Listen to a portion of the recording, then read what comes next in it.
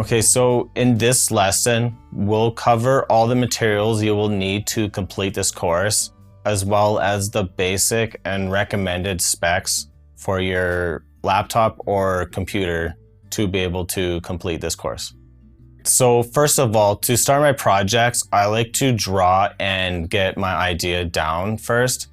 And to do that, I personally like to use a notebook, but you can also use like a drawing tablet as well as like a Wacom like drawing monitor and stuff to just get your idea down.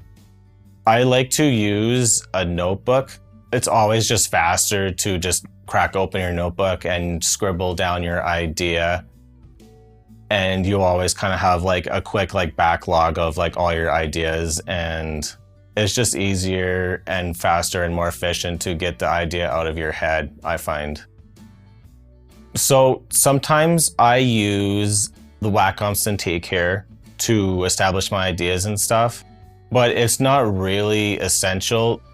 I usually just use it more as like a drawing tool, and it's not necessary for the completion of the course, as you'll just be using your mouse and keyboard to complete your scene. In this course, I will be using Cinema 4D to create my scene. Cinema 4D is a program I've really started to like using the last 6 years or so. I've started out using Maya and 3ds Max and found that Cinema 4D, at least for me, was the best tool for what I wanted to do. For this course, you can also use programs like Maya or 3ds Max or Blender to create your scene, as long as you can integrate Arnold. I recommend that if you're going to follow along with me using Cinema 4D, to use at least version R20. The most important part about this course is the Arnold plugin, as you can't really achieve these results using a different render engine. So I'll leave a link below on where you can find Arnold and install it. I recommend using at least version 4.0, but using the latest is definitely recommended. I started searching for a render engine that could achieve the result I wanted, and after trying a few of them, I really felt that Arnold was the strongest tool to create like these unique toon shaders and really kind of experiment with them and come up with some cool results.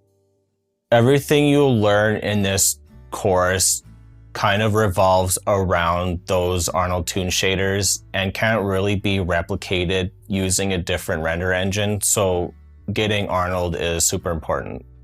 And last but not least, you'll want to have a decent computer set up that will allow you to create these bigger sort of like sci-fi scenes, as they will have a lot of geo in them, and you'll want to avoid a lot of like lag and crashing happening in your scene. So you can use a bit of a weaker laptop like this, but you'll definitely have to shrink your scene down to accommodate for that, just because the heavier scenes will cause it to crash more and more often. So for me personally, I use a desktop machine that's running Windows, and I've kind of built my workstation around these bigger scenes.